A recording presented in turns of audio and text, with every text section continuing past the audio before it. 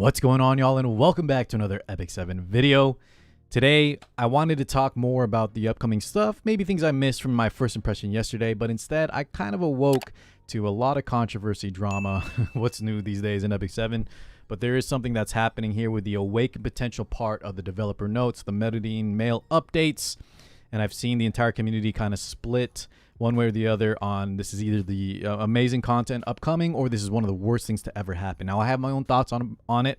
I spent the entire day on my stream talking about these changes. And by the way, those of you guys that stopped by the YouTube live stream, if you weren't aware, my Twitch live streams are now simulcasted over to YouTube. So those of you that prefer here on YouTube, yeah, it was nice meeting some of y'all. More of you guys should stop by, say hi. I can talk with y'all. I'll try to do better on reading chat as I have to keep track of both. But yeah, it was a great time meeting some of y'all. And essentially, guys, those of you that watch me on YouTube, I really want to hear your feedback. So during the video, while I talk about, I'm going to start with the facts, discuss what people are upset about, what this might mean moving forward, other games that have done this. Please leave me your comments below. Try not to pick any fights with anyone of differing opinions, but just give me your feedback. Tell me what you guys think about this particular update that's going to be happening for us in Epic 7. If you have experience in other games that have done this, etc. Yeah, just try to be respectful, but please speak honestly and truthfully. I do care about my YouTube community's feedback, your thoughts on this, especially this new change. But anyways, let's break it down, guys. This is the Awakening potential update and future balance adjustment direction. Now, this wasn't added when I made my first impression video last night. I was even hesitant reading it last night, though, because I did see this picture. And, of course, my thoughts initially were, this is like bringing out 7-star units to the game.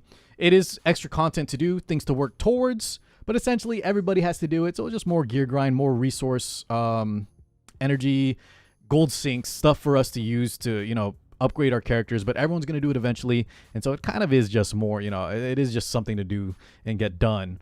It is a cool way, though, to buff older units like they showed Ravi and Crow, which I love that idea. Let's bring some of the older units up to snuff, bring them up to par, give them additional effects to be more in line because they did get power crept, to put things simply. However, there is something at the bottom here. This is where I think the entire controversy, the drama started. And that is this post here that says Awaken potential update, policy and direction. So not only did I not see too much about this memory imprint effect. Now, there was things like Smilegate will be giving out free imprints, I think once per month, plus additional ways via like web event. They listed some other ways. In typical Smilegate fashion, they will be giving out a lot of free stuff. So I don't doubt that there will be some silver linings in this mode. That will be nice. However, take note of this, guys, in that right here, this line, read this with me. It says, we plan to regularly implement Awaken potential for existing heroes, like the Crow, like the Ravi. I think Alencia was listed there too, and maybe Closer Charles. And newly added Covenant limited heroes will have the Awaken potential feature upon their release. Now, this was a doozy.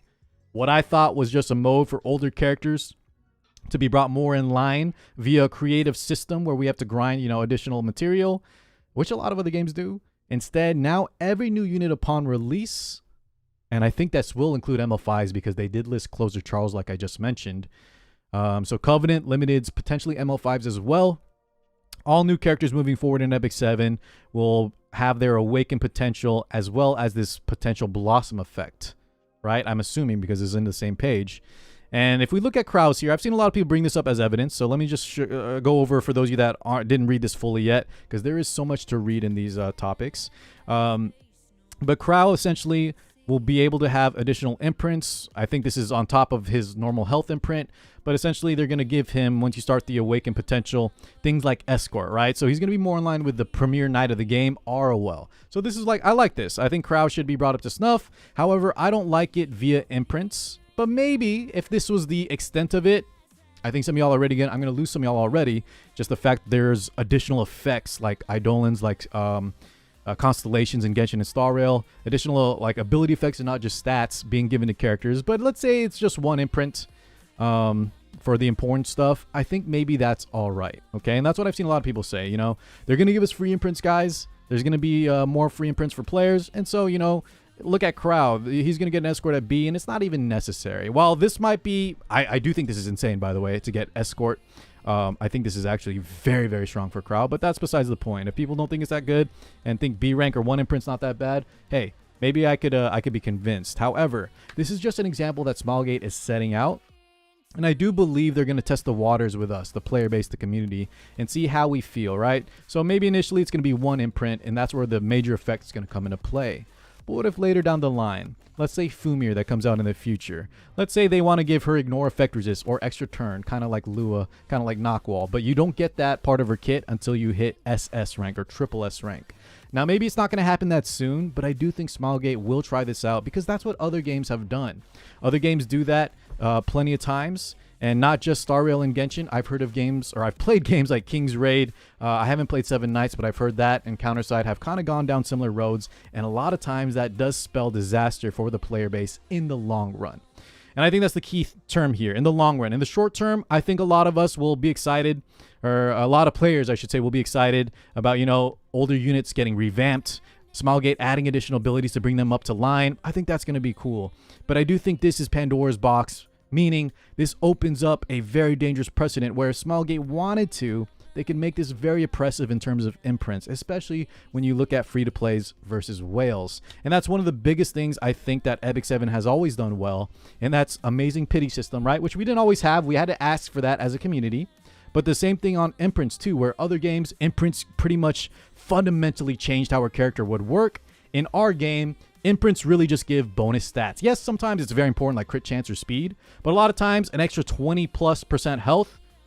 If you're fighting a whale that has 20% extra health versus your unit, that doesn't automatically mean they're going to win, right? A lot of times it's not even big enough factor to be contributing to a loss, right? Now, if every unit's triple S, you know, sometimes that does get extra. But guys, we're compounding these effects now. So whales are players that do have a lot of resources that can get every unit triple S. Remember, this crowd one is just an example. Things are subject to change. It might get worse in the future. Worse meaning they're going to have even more significant effects, more gameplay, fundamental role-changing abilities that might not be unlocked until later down in the imprints, okay? So, not to fearmonger, but that is something that is the potential, no pun intended on the potential blossom, but that is what essentially the potential could be if Smilegate wanted.